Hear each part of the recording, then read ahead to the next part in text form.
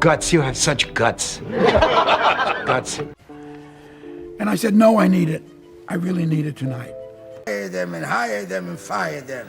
Hire and fire and fire and hire. Mel Brooks once said, staying cast was the real reward. And if you look at the 5 names on his private blacklist, you'll see why. It wasn't that they weren't brilliant, they were, but they each broke one unspoken rule in his machine: humility, rhythm, or trust. The result? Instead of propelling the comedy forward, they froze it in place. And for Brooks, who thrived on chaos with control, that was unforgivable. Because that was strange. I can't talk about that on television. Well, you can maybe work around it. No, we can't. Nothing. I see. We won't talk about it. Okay. By the end of this video, you'll see why these 5 exits weren't accidents, but necessary sacrifices that kept his legendary comedies alive. Before we move on, please take a moment to subscribe to the channel and like the video. Number 1. Frank Langella.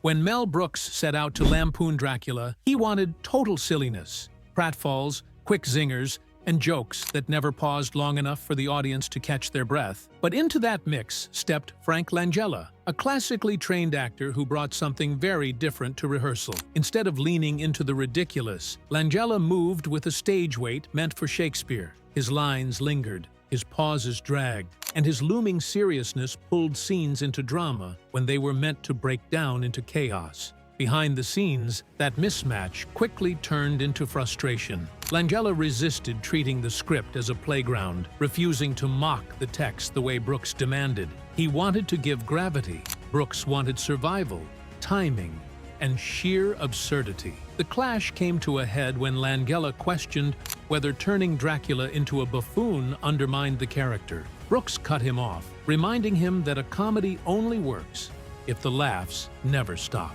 It wasn't just disagreement, it was an impossible difference in rhythm. Brooks believed actors had to dive headfirst into madness, unafraid of looking foolish. Langella stood as a reminder of what happens when the craft itself becomes a barrier. The problem was solved only when Leslie Nielsen came in, dropping the pretension and keeping the pace alive. And that shift set the stage for Brooks's harshest test yet. Not with a stranger, but with a friend he once trusted completely. Number 2. Gene Wilder. Gene Wilder wasn't just another actor who passed through Mel Brooks's world. He was the closest thing Brooks had to a creative twin. Together, they turned strange, half-finished ideas into classics, shaping stories that still hold up decades later. Brooks loved using Wilder because he didn't just perform a role, he helped build the madness around it. That kind of partnership is rare in Hollywood, and it gave their work an energy you could feel on screen. But trust started to crack when Wilder made it clear he wanted to direct his own project, The Adventure of Sherlock Holmes's Smarter Brother. Instead of cheering him on, Brooks held back. He told Wilder he wasn't ready, that directing demanded something beyond his reach at the time. For Wilder, the words stung. After years of helping Brooks bring insanity to life, he expected support, not doubt. Taking the project forward without Brooks felt like both independence and betrayal. The film carried Wilder's charm, but missing was the odd mix of chaos and discipline that Brooks usually brought to the table. And with that, a distance formed. Brooks once admitted Wilder was the only actor who could keep up with his most unpolished ideas. Losing that bond wasn't just about losing a co-star, it was losing someone who spoke the same creative language. Their separation came quietly, a silence that said more than arguments ever could. If that wound came from lost trust, the next story came from something else. Brooks's instinct that one particular actor's ego could never fit inside his world. Number 3. Chevy Chase. When Mel Brooks began shaping Spaceballs, he needed a cast that felt like a band. Every actor had to hit the joke, hand it off, and keep the rhythm alive. Testing out Chevy Chase showed the challenge. Instead of blending into the chaos, Chase entered the room with a kind of humor that circled back to himself. He was sharp, yes, but you could see him waiting for his moment, saving his punch for when he could stand out instead of building with everyone else. That difference mattered. Brooks ran his set like a machine, where every cog kept the wheels moving. If one actor grabbed too much space, the timing collapsed. With Chase, the speed of ensemble interplay broke down. His energy worked when the story revolved around him alone, But in a parody built on shared ridiculousness, it was like someone stomping on the rhythm. Brooks often said the worst thing you could see in comedy was an actor watching themselves mid-scene. Chase carried that awareness. It wasn't arrogance so much as style, but it clashed with a world where vulnerability kept the laughs pure. Rick Moranis took the role instead, and suddenly, the balance clicked back into place. Brooks proved again that instinct wasn't about liking or disliking, it was about making the room work. That instinct met its hardest test when collaboration with a trusted ally grew too heavy to hold. Number 4. Harvey Korman. Harvey Korman had been more than just a supporting player for Mel Brooks. His timing, his ability to stretch a scene without breaking it, made him a kind of secret weapon. In films like Blazing Saddles, he had delivered performances that balanced lunacy with a sharp sense of control.